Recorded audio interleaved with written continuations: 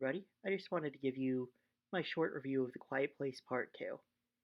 I saw this movie a few days ago and I was very excited because this was the first movie I've seen in theaters in a while. And before the pandemic, going to the theater was one of my favorite things to do. So I was very excited when I entered the theater. In watching it, I really enjoyed it. However, as soon as the film ended, I couldn't help but feel that something was missing. I went home and rewatched the first film to see if I could determine what it was that the sequel was lacking, and pretty early on, I got it. In the first film, they haven't learned how to kill the monsters yet, so there's almost no talking.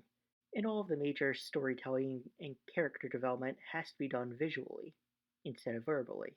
Because there can't be exposition dumps in the first film to help push the plot along, they instead have to use nonverbal acting, clever and creative cinematography, as well as sound editing to tell a narrative, and the first film manages to do that very well.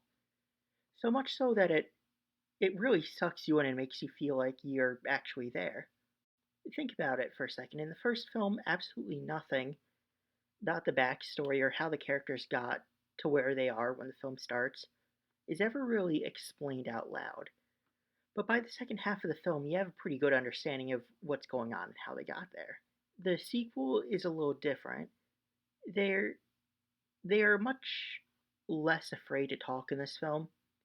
So, unlike in the first film, there's very little sign language in the sequel. So that gives this movie a very different feel. Whereas the original felt like something new and visually beautiful to look at, this felt much more like a generic survival movie that you've kind of seen 1,000 times before. Anyways, I hope you liked this video. I know it was a short one this week. Please remember to like, comment, and subscribe.